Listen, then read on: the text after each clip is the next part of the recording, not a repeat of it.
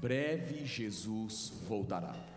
Muito bom dia, um feliz sábado a você que decidiu estar na nossa igreja, a você que está nos assistindo agora ou estará assistindo futuramente na nosso canal do YouTube. Sejam todos muito bem-vindos. Você está na Captain Brazilian. Essa é uma igreja adventista do sétimo dia, uma comunidade de amor e fé que anuncia a breve volta de Jesus. And especially I'd like to thank you, you that come to our church today morning. Even though you don't understand or speak Portuguese, I'd like to offer you opportunity to understand everything that we'll be preaching from here. If you need a device for translation, just lift up your hand and a guy will provide you a device which you'll be able to understand everything here. Those who do not speak Portuguese are very welcome to be here. Thank you for your decision to come today morning here at your church. Queridos, eu quero convidar nesta manhã que vem aqui à frente, e é com alegria, é uma honra, pastor Reinaldo Siqueira, doutor em Antigo Testamento. Eu tive a oportunidade de, no meu bacharelado, ter aulas com o senhor, hebraico, Daniel, profetas menores. Muito obrigado, pastor Reinaldo Siqueira. Mas eu também gostaria de convidar a professora Débora, que vem aqui à frente também. Queridos, é o meu, eu não sei, eu já vi de tudo, mas pegar o celular do pastor na cara dura assim eu nunca vi, é uma coisa inédita. Tá certo, brincadeiras, Edson. Queridos, o pastor Reinaldo Siqueira e a sua esposa, a professora Débora, que deu aula para Ingrid no curso de letras, eles servem como diretores do Centro de Missão Global para os Judeus, e como Marcos disse muito bem, eles residem em Israel, precisamente em Jerusalém. Eles vieram para o concílio outonal da nossa conferência geral, e no momento do concílio, como todos nós sabemos, infelizmente, essa atrocidade, esse conflito, ele se acendeu, e eles passaram aqui mais alguns dias a fim de resolver a decisão do retorno. E amanhã eles estão retornando numa atitude de coragem e fé para Israel, a fim de darem continuidade ao seu trabalho. Pastor Reinaldo Siqueira, professora Débora, eu gostaria de oferecer a vocês uma oração. Eu quero convidar a todos os nossos anciãos e os pastores que estiveram aqui conosco no momento da homenagem ao pastor.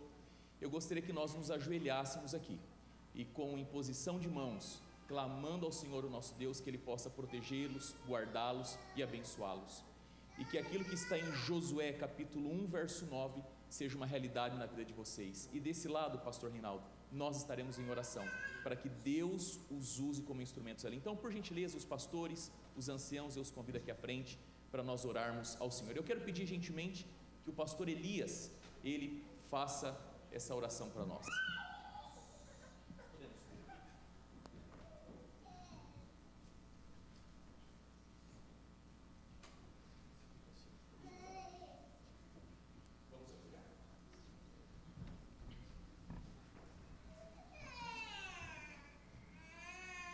Nosso Deus, nosso Pai, nós queremos começar esta oração louvando o Teu nome, pela Tua bondade, pela Tua graça e pelo privilégio que nos dás a todos de recebermos em nossa vida a salvação em Cristo Jesus. Mas de forma especial nós estamos aqui por uma razão muito importante. Nós queremos colocar o pastor Reinaldo e a sua esposa nas Tuas mãos. Tu, Senhor, o chamaste para um trabalho tão importante ali em Jerusalém, ali em Israel, e com a comunidade judaica do mundo todo. Nós sabemos que Tu tem um plano para o Teu povo e para este povo. E agora, nessa decisão que o pastor Reinaldo e a esposa tomaram de retornar para lá, nós temos a certeza de que Tu estarás com eles. Amém. Nós temos a certeza que essa decisão também foi movida e impulsionada pelo Teu Espírito. Amém. E nós queremos, de forma especial, impor nossas mãos sobre eles, para que a Tua proteção esteja com eles. Amém. Para que eles recebam de Ti o poder do Espírito, para continuar a missão que Tu confiaste a eles naquele lugar. Amém.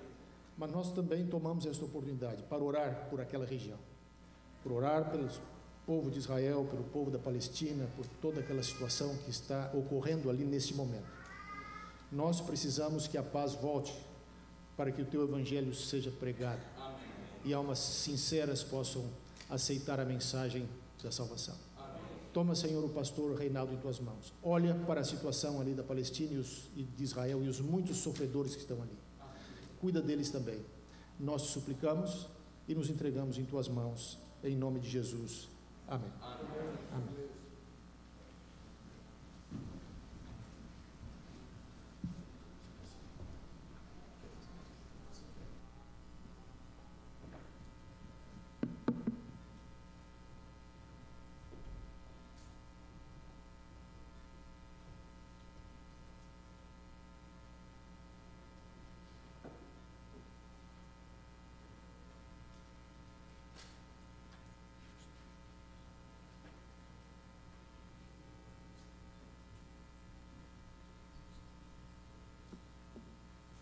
Pastor Marco, muito obrigado pelo convite.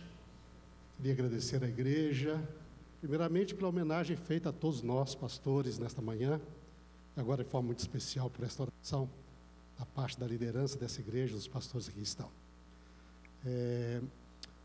Gostaria de dizer aos irmãos, nós em Israel temos cerca de 850 membros, são membros de diferentes origens. É uma igreja pequena, mas a igreja é muito diversa.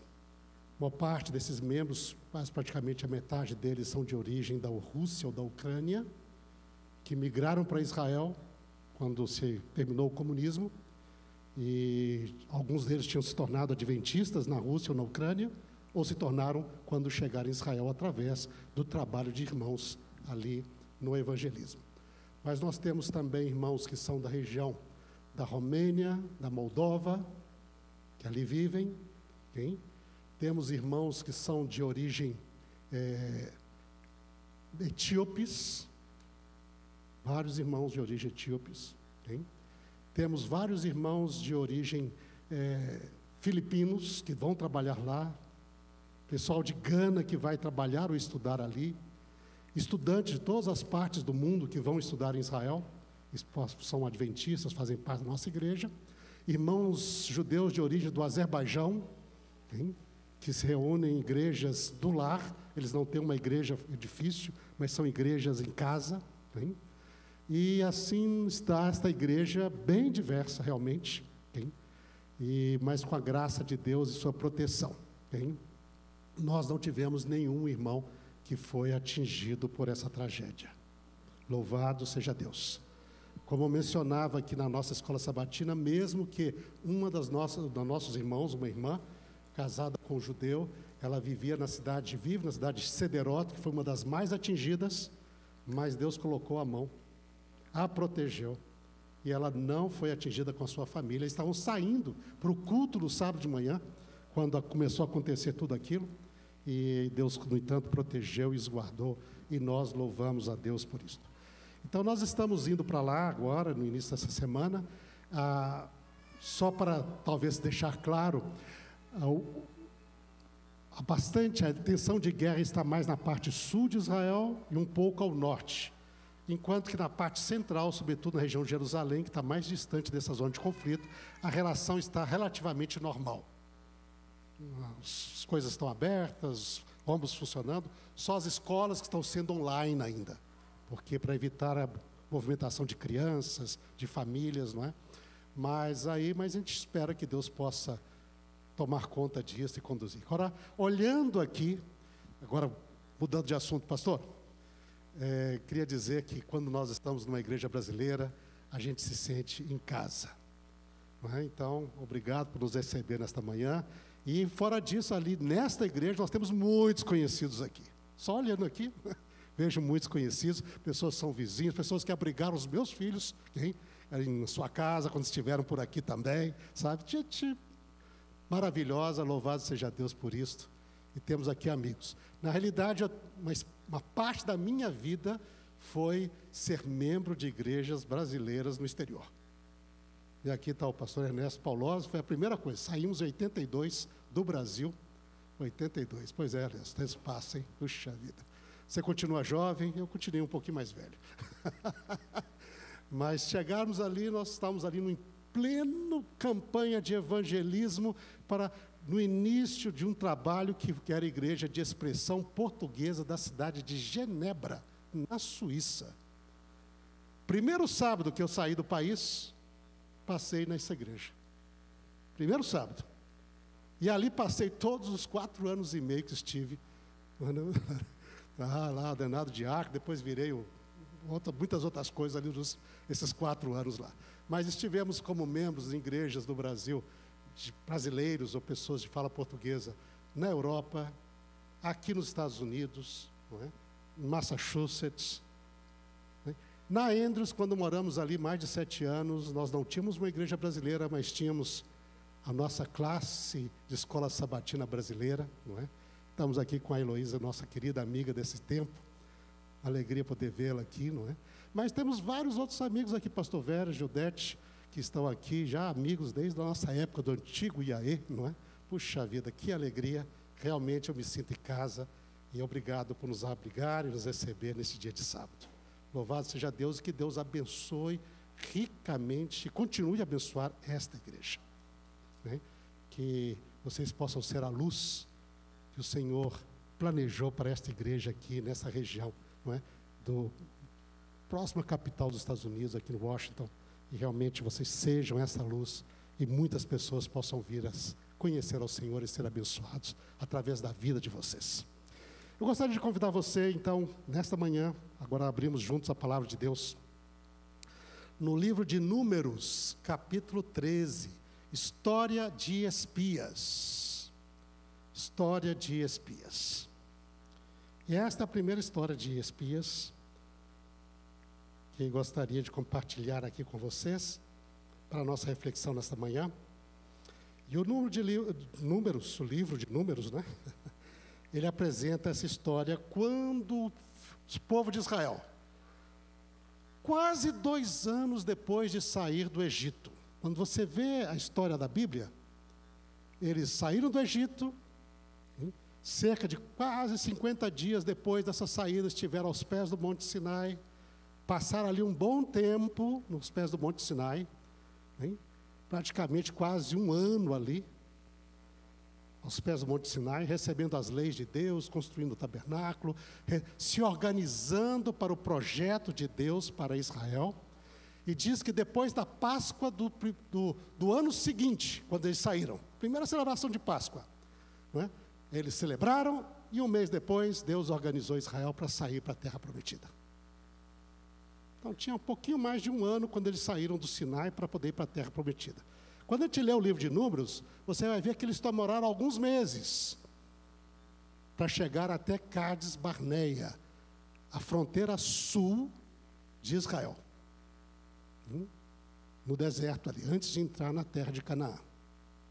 Mas então, nós temos aqui, Israel estaria com menos de 2 anos, ou praticamente quase 2 anos, que tinha saído da terra do Egito.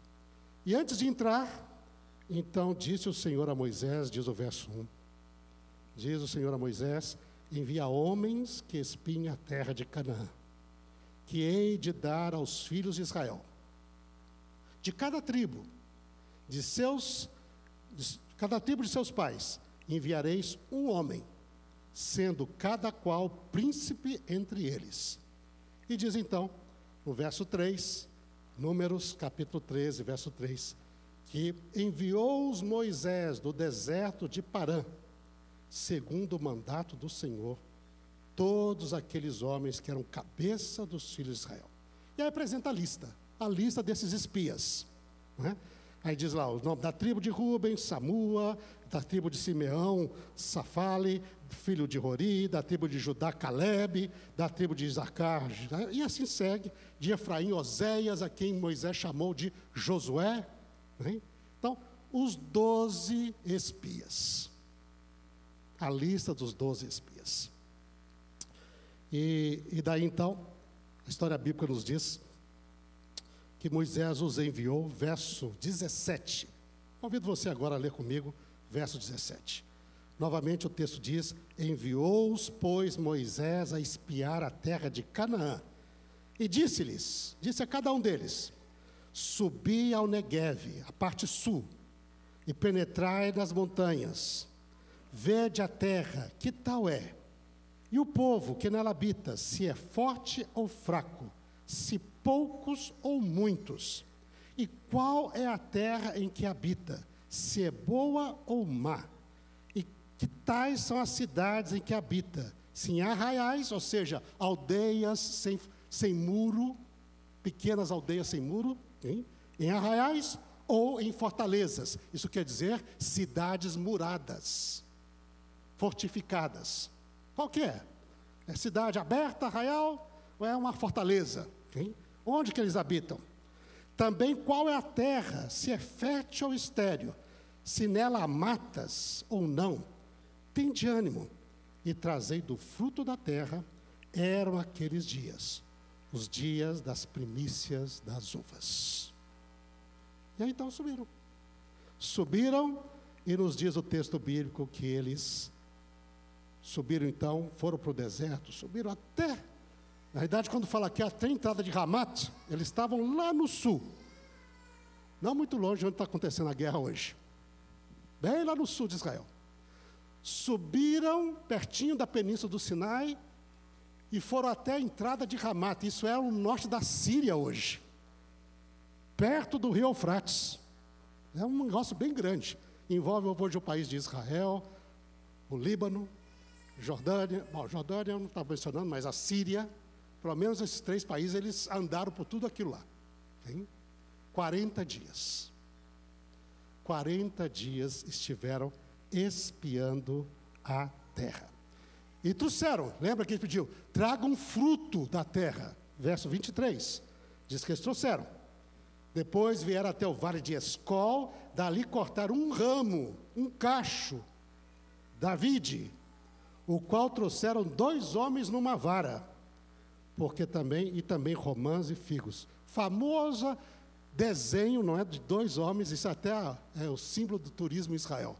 2 homens carregando um cacho de uva que saía do ombro deles até o chão.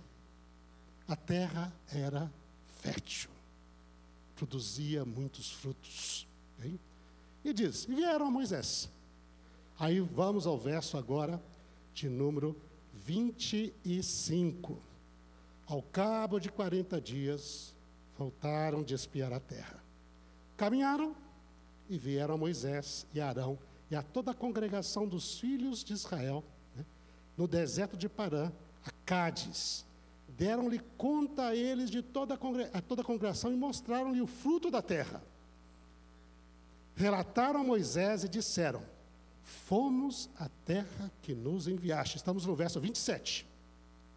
E verdadeiramente mana, leite e mel. É uma terra muito boa. E diz aqui, olha o cachinho de uva deles. Famoso cacho de uva de Canaã. Okay? Se a gente estivesse lá em São Paulo antigamente, dizia, o cacho de uva de Canaã é maior que o cacho de uva de Itu. Né? O pessoal paulista, que o pessoal lá pegou esta brincadeira aqui. É um cachinho de uva maior que o cacho de uva de Itu. Itu tudo é grande. Né? Aqueles que já foram em Itu, tinha lá, na época lá tinha, né? Você tinha um orelhão gigante, porque é em Itu. Pizza, a primeira pizza que eu vi, a famosa pizza de metro, eu não tinha visto isso antes, foi em Itu, porque a pizza em Itu tinha mais de metro, okay? Era pizza de Itu, e tudo era grande, pois em Canaã, o cacho de uva era maior que o cacho de uva de Itu. Realmente, algo fantástico. A terra é boa. A terra é boa. Deus tinha prometido a Israel, dizendo, eu vou levar vocês para uma terra que mana leite e mel. Boa terra. Sim? Boa terra. E ainda hoje, quando nós vamos em Israel, para aqueles que tiveram a oportunidade de ir, realmente, devido ao clima, é interessante, a terra, quando Israel diz, mas a terra boa, é uma terra onde, quando vem chuva, ou quando se água, realmente produz bem. Israel é um país desse tamanhozinho. Mas quando você chega lá, você vai encontrar uma quantidade enorme de produtos, vegetais, frutas, que surpreende. Surpreende até o fato de você ver um deserto sendo molhado, produzindo no meio do deserto. É uma coisa assim que, uau, impacta. E produz realmente coisas grandes. Hein? Não são pequenos. Porque tem muito sol, eles têm água e o sol, e daí o negócio se desenvolve. extremamente, muito interessante. Terra é terra boa. O pessoal diz, uau, que legal. É para lá que nós estamos indo. Vamos lá. Mas daí o nosso texto muda. Se você nota aqui, o relato é muito bom. A terra mana leite e mel. Mas no verso 28 tem um porém. Porém, o povo que habita nessa terra é poderoso. E as cidades, muito grandes e fortificadas. Também vimos ali os filhos de Enaque, os gigantes. Uau! Realmente, os amalequitas vivem no sul. Os heteus, jebuseus e amoreus habitam nas montanhas, a parte central de Israel. Os cananeus habitam ao pé do mar, pé do Mediterrâneo, hein? E na ribeira do Jordão. O que vamos fazer agora? A terra é boa. A terra mana leite e mel. Mas o povo que habita nela é poderoso. E tem até gigantes no meio. Assim, gigantes, que tipo de gigante? Lembra que Golias era um dos descendentes desses gigantes de Canaã. Quando dá ali pela medida, se não nos tomar o côvado com uma extensão de um braço, mais ou menos meio metro, ele teria mais de 3 metros de altura. 3 metros de altura. Gigante. Hoje nós não temos ninguém com essa altura. Hoje estava vendo ali uma notícia ali, um jovem rapaz francês que tem 2,20 metros e pouco, começou a jogar agora no NBA, está sendo um fenômeno aí, porque é muito grande e muito hábil. Ele dribla todo mundo, faz ponto de tudo quanto é lado, e só tem 18 anos de idade. E já está no profissional. E ele está sendo um fenômeno, 2,20 metros e 20 e poucos centímetros. Golias tinha 1 metro a mais do que ele, pelo menos. E ele era hábil também, para batalhar. Não era porque é grandão, molão, não. Grandão, hábil. Gigantes, povo poderoso. O que fazer? Terra muito boa, cidades fortificadas e povo poderoso. Até gigantes tem lá. Aí nós vemos a reação. Como reagir quando a gente enfrenta um grande desafio? E aqui está. Diz o texto bíblico que a primeira reação foi de Caleb.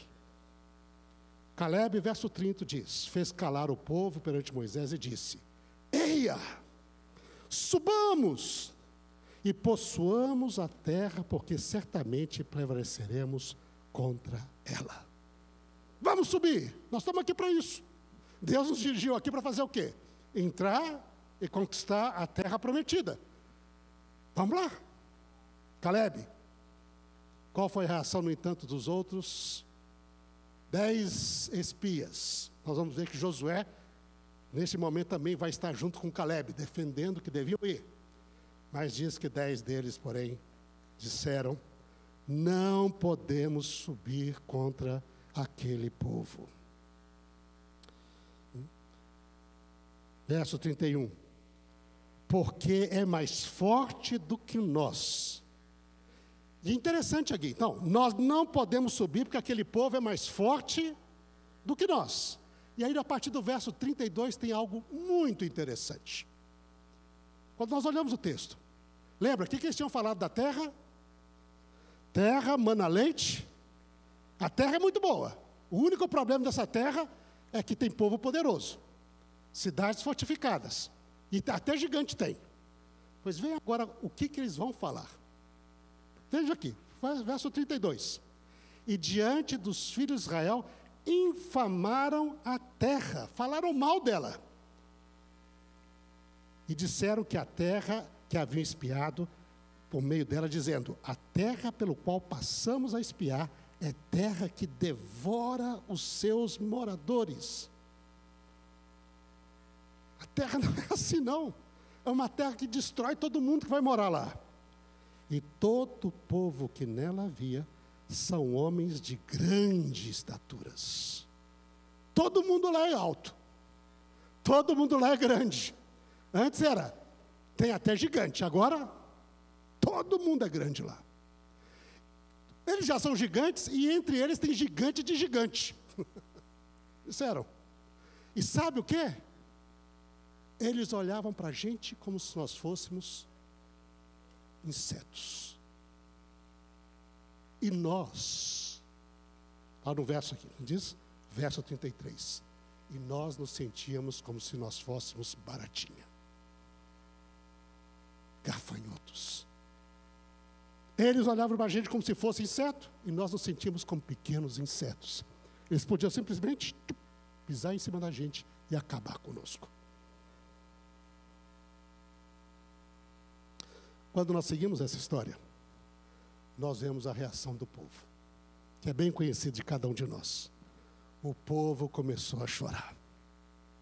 O povo se revoltou contra Moisés, contra Arão. O povo se revoltou contra Deus. Naquele contexto da agitação do povo, Caleb e Josué juntos, dizendo, de maneira nenhuma, vamos lá, o Senhor vai entregar essa terra na nossa mão, vai ser que nem pão quente, vamos passar ali, está resolvido. O povo, não. O povo quis até apedrejar e matar Josué e Caleb. Se não fosse a manifestação de Deus, eles teriam feito isto. Mas o povo se levanta, no capítulo 14, e diz, vamos tirar Moisés como líder, vamos acabar com nada de Moisés, Arão, vamos eleger um outro líder para nós, vamos voltar para o Egito, vamos bater na porta dos egípcios e dizer, desculpa, vocês aceitam a gente de volta? A gente quer ser escravo de vocês. O povo estava decidido e diz, que vamos voltar. Ou, se não isso for possível, quem dera nós tivéssemos morrido neste deserto, antes de ver nossos filhos e nossas filhas sendo entregue nas mãos desses cananitas. O povo se levantou contra Deus e contra os seus líderes e tomou a decisão, vamos embora de volta para o Egito. Quando lemos o capítulo 14, nós vemos então a reação do povo, mas também o juízo divino, e a intervenção divina naquele momento. Quando nós vamos aos versos 28, você vai capítulo 14, verso 28.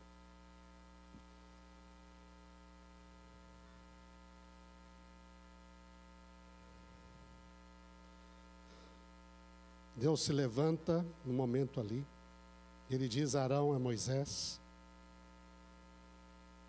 que Israel estava se rebelando contra ele. Ele diz, verso 28, por minha vida, diz o Senhor, que como falaste aos meus ouvidos, assim farei a vós outros. Vocês não voltarão ao Egito, de jeito nenhum, isso é fora de questão. Eu tirei vocês do Egito, vocês não vão voltar do Egito. Mas vocês disseram, oxalá nós tivéssemos morrido nesse deserto. E ele diz aqui, neste deserto, verso 29, cairão os vossos cadáveres, como também todos de vós que foram contados segundo o censo, de 20 anos para cima, que dentre vós contra mim murmurastes, não entrareis na terra pela qual jurei que vos faria habitar nela, salvo Caleb, filho de Jefoné, e Josué, filho de Num. Mas vossos filhos, de que vocês disseram, por presa serão, eles eu farei entrar na terra, e eles conhecerão a terra que vocês desprezaram. Voltar para o Egito, nem sonhando, disse Deus, de jeito nenhum, impossível. Mas como vocês pediram para morrer no deserto, tudo bem, então vou conceder vocês. Okay? Vocês vão morrer no deserto. Vocês agora vão andar para cada dia que espiaste a terra, 1 ano, 40 anos andando no deserto, até que vocês morram. Todo mundo que tem 20 anos, na época já devia ter os 22, eles vão morrer nesse deserto, exceto Josué e Calebe. Eles entrarão na terra. E os vossos filhos, que são agora pequenininhos, eles herdarão a terra que vocês desprezaram. Aqui nós aprendemos uma grande lição, quando nós estudamos a história. Primeira lição que nós podemos aprender: o ser humano nunca pode mudar os planos de Deus, impedir os planos de Deus. Deus tinha tirado Israel do Egito para poder possuir a terra, e Israel iria possuir a terra. Vocês não podem cancelar meus planos. Mas o ser humano pode muitas vezes atrasar, pode mudar no sentido de que aquilo que Deus tinha planejado, que era bom, agora você vai realizar isso de outra maneira, que não é a melhor. Vocês pensam bem, a pessoa tinha saído com 20 anos do Egito, certo? Ele teria 22 anos quando ele entraria na terra prometida. 22 anos, ponto final. Possuiria a terra, habitaria lá, todo mundo bem. Nada mais que 2 anos, no máximo, do Egito até a terra de Canaã. Nada mais que isso. Uma linha reta, e geralmente é assim. Os planos de Deus para nós, muitas vezes, é o plano melhor, mais reto e mais rápido. Quando a gente segue o plano de Deus, mas o povo diz: nós não queremos. Deus nunca força. Você não quer entrar na terra prometida? Não. Tudo bem, você não entra. Ah, eu quero morrer no deserto. Tudo bem, então, você quer isso? Vamos lá. Mas a geração dos seus filhos vão entrar. Você vê, a linha reta que Deus tinha colocado, ela não pode ser virada para trás e voltar para o início. Ela vai continuar para frente, mas ela pode ficar zigue-zagueando. 40 anos no deserto. E quando a gente lê o texto de Números, é mais ou menos isso a impressão que você tem. Israel sai de Cades Barneia, vai para o sul. Quando chega no sul, ele sobe para o norte. Quando chega para o norte, ele vai para o sul. Quando chega para o sul, ele volta para o norte. Tudo ali no deserto, no sul de Israel. Vai para o sul do deserto, volta para o norte do deserto, vai para o sul do deserto, vai para o norte do deserto. 40 anos fazendo essa voltinha, sempre quase no mesmo circuito. Até no finalzinho diz: agora vocês desviam um pouquinho para cá, vão para esse lado. Okay? Dando zigue-zague, perdendo tempo, perdendo sua vida. 40 anos andando para nada. Para nada. Ainda assim, quando o ser humano escolhe errado, Deus é misericordioso.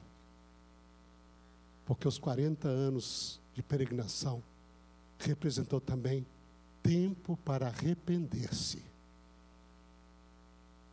Não desfrutar da Canaã aqui, mas poder um dia entrar na Canaã de lá.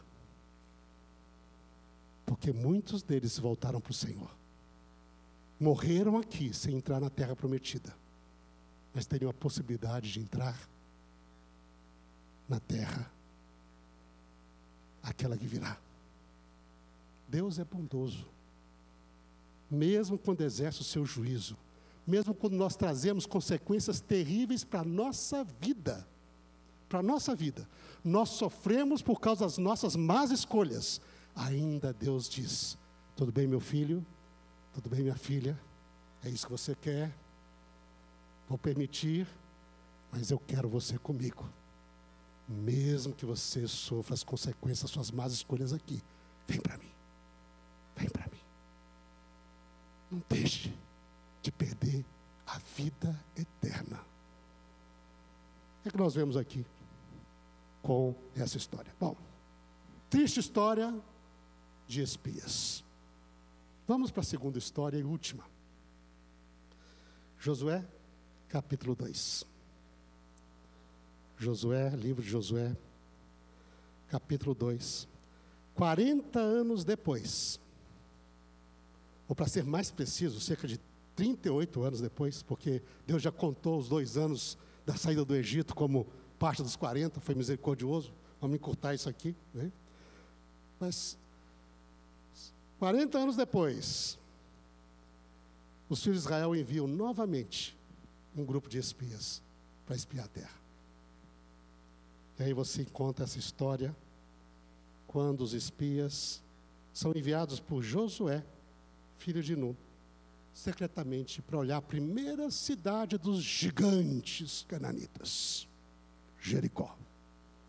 Cidade com grandes muros, cidade fortificada, cidade importante na história. Jericó é uma das cidades mais antigas do mundo. Cidade grande, em termos, né, da época. Então, fortificada, imponente. Vão lá, e eles, então, entram em Jericó. E nós conhecemos a história. Esses espias entram, e daí se escondem lá na casa de Raabe, depois de verificar a terra, e Raabe, de noite, sobe para falar com eles. E aqui, o que eu gostaria de chamar a atenção, é que nós temos no relato bíblico, a primeira vez que você ouve a voz dos gigantes, como eles estavam vendo a questão da história de Israel. Olha só, Raabe vai relatar para eles como é que os cananitas viam o êxodo do Egito. Notem, verso 8 em diante, Josué, capítulo 2, verso 8 em diante. Diz assim: antes que os espias se deitassem, foi ela ter com eles no eirado.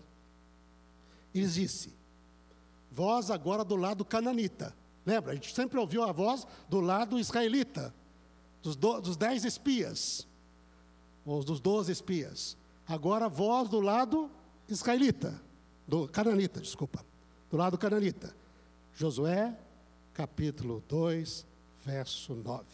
E ela diz: bem sei que o Senhor vos deu esta terra, e que o pavor que infundis caiu sobre nós, e que todos os moradores da terra de Canaã estão desmaiados.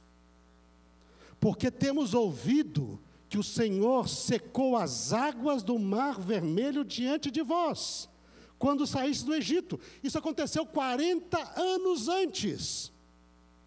E ainda era uma notícia que impactava. Quando vocês saíram do Egito, Deus abriu o mar, e vocês atravessaram.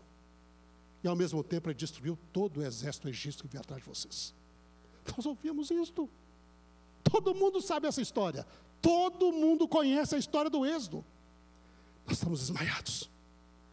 E olha só, além disso, ela diz: nós também sabemos o que vocês fizeram aos reis dos amorreus, agora, mais recente. Sabemos da história de 40 anos atrás, sabemos a história de pouco tempo atrás. O que vocês fizeram a Seom, a Og, que estava além do Jordão, a quais destruís. Ouvindo isto, desmaiou-nos o coração, e em ninguém mais há algum ânimo, qualquer, por causa da vossa presença. Por quê? Porque o Senhor vosso Deus é Deus em cima nos céus e embaixo na terra. O Senhor vosso Deus é Deus lá em cima nos céus e embaixo aqui na terra. E ela vai pedir: eu não quero morrer, eu quero ser salva. E ela foi salva. Ela foi salva. E quando nós olhamos a Bíblia, sabe quantos cananitas poderiam ter sido salvos se tivesse a reação que nem Raabe? Quando nós lemos Jeremias capítulo 18. Jeremias capítulo 18. Deus disse através de Jeremias: quando eu falar acerca de uma nação para destruir, para acabar com ela, se a nação acreditar na minha palavra e se arrepender dos seus pecados, eu também me arrependerei do mal que eu tinha dito e não a destruirei. O êxodo era o último clamor de Deus aos cananitas, a quem ele estava trabalhando há mais de 400 anos, tentando salvá-los. Começou com Abraão sendo enviado lá, nós estudamos essa semana. Abraão, Senhor, vai para lá, para terra. Era Deus conhecido em Canaã? Em Canaã estava Jerusalém, a cidade de Salém, onde estava o principal santuário do Deus que criou os céus e a terra no mundo antigo, com o seu sacerdote chamado Melquisedeque.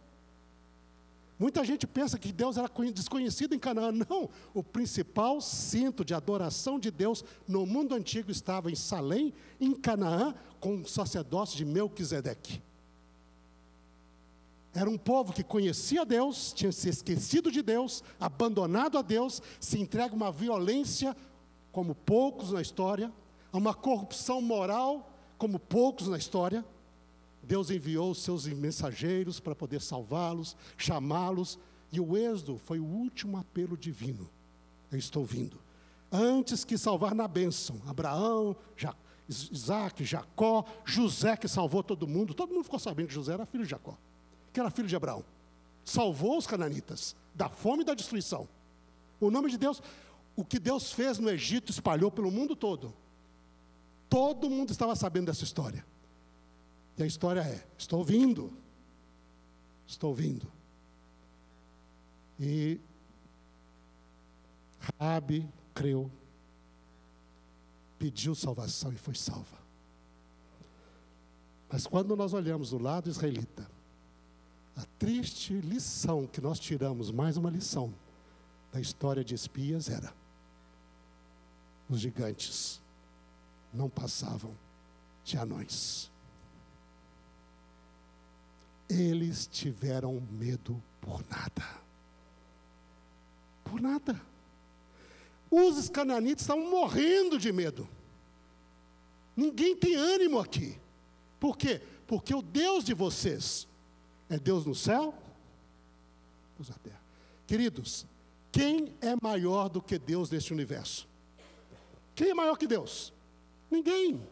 Então, qualquer gigante deste mundo, seja humano, ou seja espiritual, angélico, o que quer que seja, que se levantar contra você, não passa de um anão diante do teu Deus. O teu Deus é muito mais poderoso que qualquer gigante deste universo. E Ele nos prometeu dar a vitória. Triste quando nós esquecemos que nem aquela geração de israelitas, e por medo de nada, perdemos 40 anos, muitas vezes a vida, muitas vezes a bênção que Deus nos quer dar. Se Deus é por nós, nos diz a Bíblia, quem será contra nós? Você pode, na sua vida, talvez alguns até neste momento, está enfrentando um grande desafio. É um gigante. Mas contigo está o Senhor.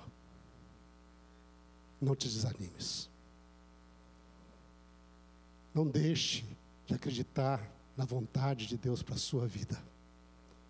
Entrega-te ao Senhor. Confia nele. Ele vai atuar na tua vida, sem dúvida. E te dar a vitória que Ele planeja te dar. E realizar na tua vida algo que Ele só pode realizar.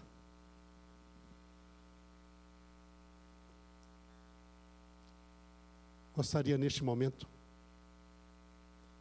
não vou pedir ninguém levantar a mão, mas você sabe qual a dificuldade, qual o desafio que você enfrenta em sua vida. Gostaria de pedir que você convidar a curvar sua fronte, a dizer ao Senhor: meu Deus, eu confio em Ti, me dá essa vitória. E aí pediria então que o pastor Marco pudesse, no final, orar, pedindo a bênção de Deus sobre cada um de vocês, nessa específica questão que você vai apresentar diante de Deus, para que Deus dê a vitória dEle na sua vida, e você veja a poderosa mão do Senhor atuando com você, e através de você, e em você. Um minuto, vamos apresentar a Deus, e o pastor Marco então pedirá esta bênção.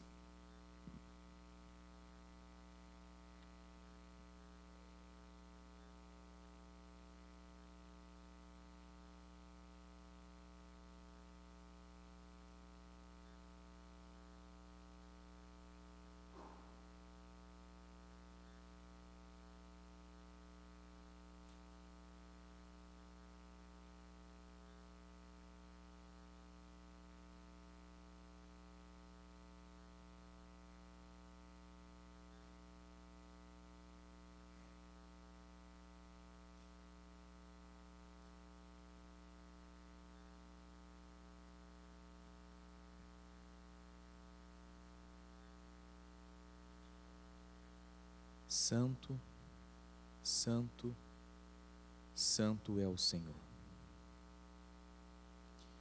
Diante, Deus, da magnitude, da infinitude,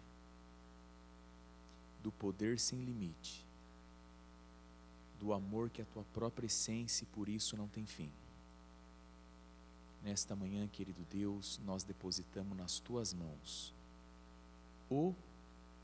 os gigantes que estão diante de nós.